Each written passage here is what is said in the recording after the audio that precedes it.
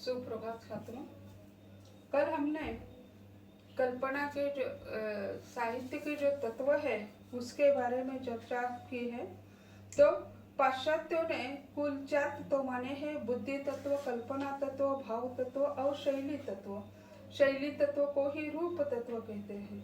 और कल हमने देखा कि यानी साहित्य में भाव बुद्धि तत्व जो है महत्वपूर्ण माना जाता है।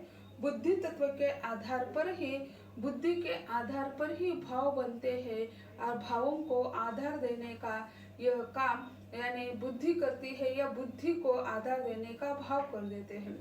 ये चारों तत्व जो है एक दूसरे से भिन्न नहीं है, एक दूसरे के पूरक है, तो एक दूसरों को सहायता कर देते हैं।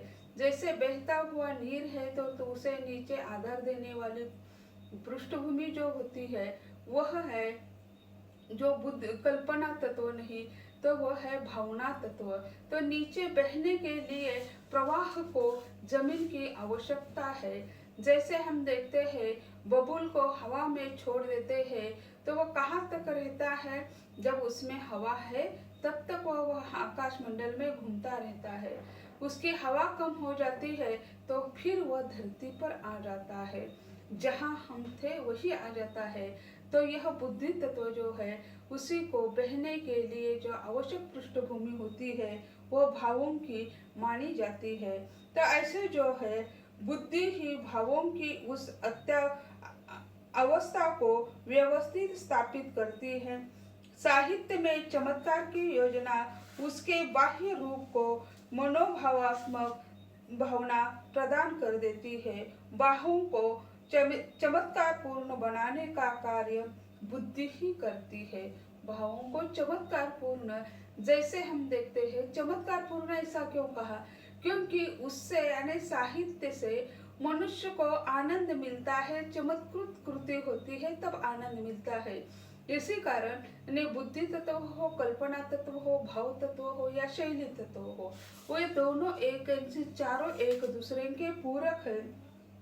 अगला जो तत्व है आज हम देखने जा रहे हैं वह है कल्पना तत्व। यानी कल्पना, जैसे बार बार कहते हैं जो न देखे रवि वो देखे कवि, यह उक्ति जो है वो यह सार्थक होती है। पाश्चात्य काव्य जगत में कल्पना का बड़ा महत्व है। यानी पाश्चात्य साहित्य जगत में कल्पना को बड़ा महत्व दिया जाता है। कल्पना को काव्य का सर्वप्रथम तत्व भी मानते हुए स्टुअर्ट ने लिखा है, ने पाश्चात्य विद्वान है, वो कहते हैं कि यानी कल्पना कैसी है। कल्पना के बारे में उन्होंने अपने विचार प्रस्तुत किए हैं। वे कहते हैं असाधारण कल्पना ही काव्य निर्माण की शक्ति उत्पन्न करती है। तो शेक्सपियर ने कहा है कल्पना यानी उन्मत्त प्रेमी और कवि, इनको कल्पना से इनका यानी उन्मत्त प्रेमी और कवि जो है इनका कल्पना से यानी संबंध जो है वो संबंध अविरल है, यानी उससे अलग नहीं हो जाता। तो स्टुअर्ट ने जो कल्पना की परिभाषा की है तो वो मानते असाधारण कल्पना ही काव्य निर्माण की शक्ति उत्पन्न करती है। यानी सभी के पास बुद्धि होती है, कोई भी निर्बुद्ध नहीं होता है। उपवास से हम किसी को निर्बुद्ध कहते हैं, लेकिन भगवान ने जो हर एक देश में अलग अलग भगवान होता है उसे हम कहते हैं इस भगवान ने हमें ये दिया वो दिया, लेकिन वैसा नहीं है। जो प्राणी है मात्र है चाहे तो उसमें ने भगवान यानी बुद्धि तत्व अपने आप ही दे देता है और उसके साथ साथ यह कल्पना जो है उससे अलग नहीं होती है। तो सभी को, किसी को कम किसी को ज्यादा यह उसमें होता होगा, लेकिन सभी को कल्पना होती ही है, सभी को बुद्धि होती ही है। लेकिन यह जो है स्टुअर्ट कहते हैं असाधारण कल्पना ही काव्य निर्माण की शक्ति उत्पन्न कर देती है। यानी असाधारण, एकाध व्यक्ति बहुत होशियार होता है तो उसे हम कहते हैं ये साधारण नहीं है, असाधारण है। असाधारण यानी हमसे अलग, यानी कई लोग हैं उससे उनकी बुद्धि अलग होती है। जैसे हम इन्हें बड़े बड़े विद्वान कहते हैं, बड़े बड़े वैज्ञानिक कहते हैं। जैसे उदाहरण के तौर में हम एपीजे कलाम का नाम लेते हैं, उनकी बुद्धि असाधारण थी ऐसे हम कहते हैं। तो क्योंकि उनकी जो कल्पना अलग प्रकार की थी। ऐसा नहीं, ऐसा किया तो क्या होता है, ऐसा किया तो क्या होता है। तो यह प्रश्न चिन्ह निर्माण होना ही क्या होता है, यह विज्ञान में महत्वपूर्ण माना जाता है। उसी तरह यानी साहित्य में कल्पना क्या कर सकती है, असाधारण कल्पना ऐसा कहा है। तो असाधारण कल्पना ही काव्य निर्मित करने के लिए शक्ति प्रदान कर देती है। यानी शक्ति कोई दिखाने वाली चीज नहीं होती है। जैसे मल्ल युद्ध नहीं है, शक्ति प्रदर्शन मल्ल युद्ध में होती है, लेकिन यह ऐसा नहीं है।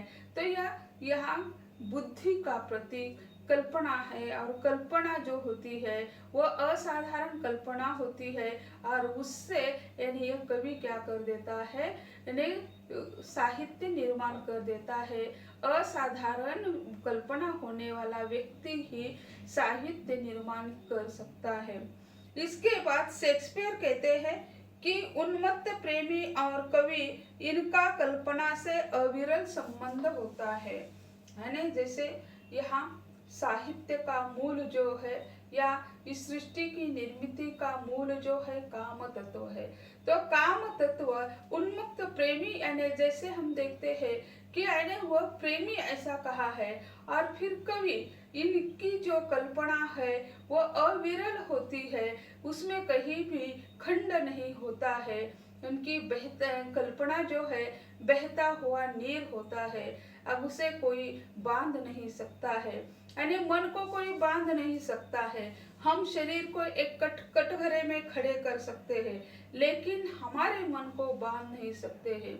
जैसे बांग्ला साहित्य की लेखिका है तस्लीमा नसरुद्दीन, तो उस पर बांग्लादेश ने पाबंदी लगाई, उसे अपने घर में बंदी बनाया, विदेश जाने के लिए उसे मना कर दिया।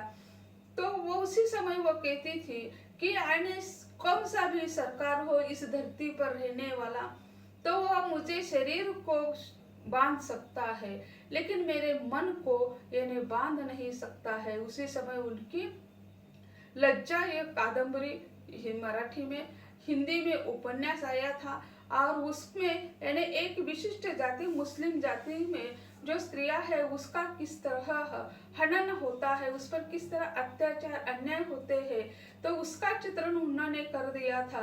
इसी कारण बांग्लादेश के सरकार ने उस पर पाबंदी लगाई थी, वह अपने देश से बाहर नहीं जा सकती है। और फिर वह उस पर पाबंदी लगाने से क्या हो गया, तो वह यानी मीडिया के सामने सारे विश्व में उसके जो उपन्यास है, लज्जा उपन्यास है, उसकी इतनी बिक्री बढ़ गई, लेना देने उसका दोबारा तीसरा बार उसकी आवृत्ति निकालना पड़ा। तो ऐसी स्थिति, एक बार उसे प्रतिबंधित किया जाता है उस साहित्य, तो दूसरी जगह वह उसे क्या हो जाता है, ज्यादा पसंदी मिल जाती है। तो ऐसा जो है, मन को हम बांध नहीं सकते हैं, शरीर को बांध सकते हैं, अपने मकान को बांध सकते हैं, एक कटघरे में खड़े कर सकते हैं, लेकिन मरकट रूपी मन को, विचारों को हम बांध नहीं सकते। किसी को कहते हैं ज्यादा आप सोचते हैं, इसी कारण दिमाग पर ट्रेस आ जाता है, सोचना बंद कर दो। कहने के लिए बातें बहुत सीधी सादी होती है। या डॉक्टर के पास हम चले जाते हैं तो डॉक्टर भी कहते हैं आपको सिरदर्द है तो आप सोचना बंद कर दीजिए। अरे सोचना बंद कर देना यानी क्या है, घड़ी जो होती है, घड़ी में सेल होता है, अगर सेल कर निकाल दिया तो वह सोचना बंद है, घड़ी चलना बंद हो जाती है। क्या उसी तरह है हमारा दिमाग कि यानी किसी ने कहा सोचना बंद कर दो, बंद हो गया, किसी ने कहा सोचना शुरू कर दो, शुरू हो गया। ये क्या मशीन है जिसे हम बंद कर देते हैं, शुरू कर देते हैं? नहीं है, यह 24 घंटे चलने वाली प्रक्रिया है। हम सो भी जाते हैं तो हमारा दिमाग चलता रहता है, लेकिन वह निद्रावस्था में होता है, लेकिन क्या है, वह काम अपना करता ही रहता है। ऐसे जो है कल्पना जो है, यानी शेक्सपियर ने कहा है कि यानी उन्मुक्त प्रेमी और कवि की कल्पना जो है उसका संबंध अविरल है, वह कभी भी खंडित होने वाला नहीं है, कभी ठहरने वाला नहीं है। भारतीयों की कल्पना तत्व पर विवाद दिखाई देते हैं, या उसमें भारतीय विद्वानों ने भी उस पर विचार कर दिया। वे कहते हैं कल्पना तत्व को भारतीय विद्वान काव्य का स्वतंत्र तत्व नहीं मानते, लेकिन उसकी उपेक्षा भी नहीं करते हैं।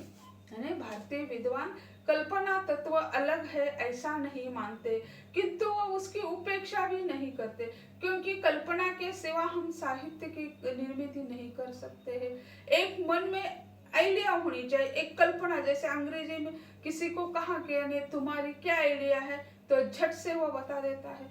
किसी को कहेंगे, पूछेंगे आपकी कल्पना क्या है, तो वो कहे सोचेगा अरे कल्पना क्या है, तो वो कहेगा मेरी कोई कल्पना नहीं है। फिर उसे कुछ बताएंगे क्या अरे आपके आइडिया क्या, ये काम करना है कैसे करेंगे, तो वो तुरंत झट से बता देगा। यह क्या है, यानी भाषा में होने वाला परिवर्तन है। हम अंग्रेजी भाषा को बोलचाल भाषा में ऐसे घुला मिला रहे हैं, उसका मूल जो अर्थ है, मूल शब्द उसके लिए जो था वो लापता होता हुआ दिखाई देता है। तो यह भारतीय विद्वान जो है वह यानी कल्पना तत्व को यानी अलग तत्व नहीं मानते हैं, लेकिन वह उसे नकारते भी नहीं है, क्योंकि कल्पना के सिवा यानी साहित्य की निर्मित या कोई भी काम नहीं हो सकता है। अभिनव गुप्त के अनुसार कल्पना पर स्वतंत्र रूप से सर्वप्रथम अपने विचार व्यक्त किए हैं। अभिनव गुप्त ने कल्पना तत्व पर उन्होंने स्वतंत्र, क्योंकि अभिनव गुप्त जो है एक वैज्ञानिक भाषा वैज्ञानिक है, तो उन्होंने अपना अलग दृष्टिकोण रखा और उन्होंने कल्पना तत्व पर सर्वप्रथम अपने विचार प्रस्तुत करते किए हैं।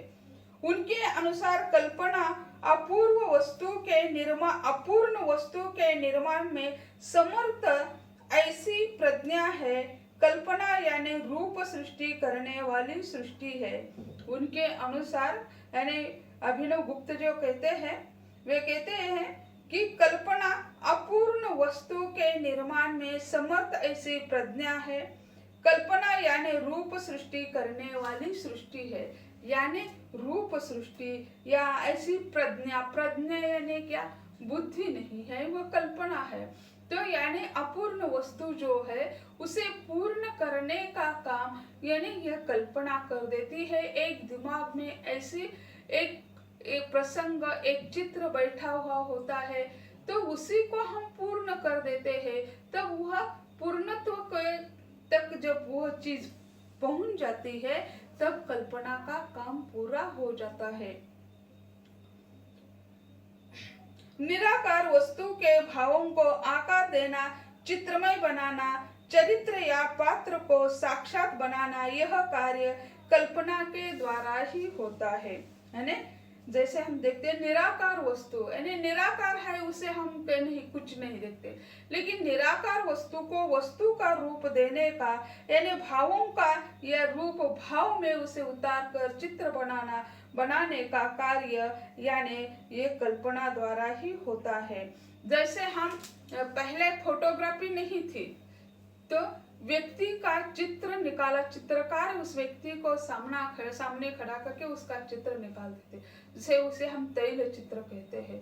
लेकिन जैसे जैसे उसमें यानी परिवर्तन हो गया, वैसे वैसे क्या हो गया, फोटो आज हम निकालते हैं तो वह फोटो यानी एक क्षण में निकल जाता है, तो भावों को बांध देता है, एक क्षण में, एक निमिष में बांध देता है। लेकिन यह चित्रकार अगर किसी के व्यक्ति का चित्र निकाल लेता है, तो वो कैसे निकालेगा सारे भावों का, यानी एक क्षण में मन का भाव हंसता है। जैसे फोटोग्राफर जो होता है वो फोटो निकालते समय कहता है स्माइल प्लीज, तो एक क्षण के लिए हम हंसते हैं, चेहरे पर स्मित हास्य रखने का काम कर देते हैं। लेकिन हमेशा हम स्मित हास्य देने वाले नहीं होंगे, लेकिन उसी समय फोटो में हम स्मित हास्य देते हैं। तो यह जो है यह कल्पना के आधार पर एक क्षण में उसे बांध देता है हमारे हंसी को। तो ऐसे जो है यह कल्पना जो है, यह चित्रकार जो है उसी को बांधने का प्रयत्न कर देता है, और चित्रकार अपने निराकार वस्तु को आकार देने का काम कर देता है। पात्र को साक्षात बनाना यह कार्य कल्पना के द्वारा ही होता है। यानी जो पात्र होता है, यानी उस चित्र का पात्र जो होता है, कोई व्यक्ति हो, कोई वस्तु हो, तो उसी तरह बनाने की कोशिश कर देते हैं।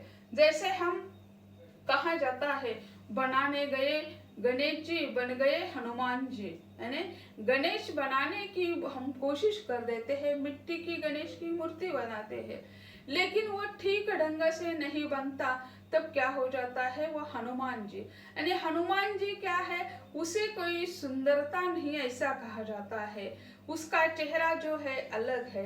गणेश जी सुंदरता के प्रतीक मानते हैं, लेकिन वो क्या है, जैसे आप कहेंगे कि यानी गणेश जी कैसे सुंदरता के प्रतीक होंगे, क्योंकि वो बुद्धि के प्रतीक है, लेकिन क्या है, शुभता बुद्धि है, इसी कारण उसे सूंड होनी चाहिए, हाथी जैसी सूंड है, हाथी के कान जैसे उनके हाथी के कान है, उसी तरह उनके कान है।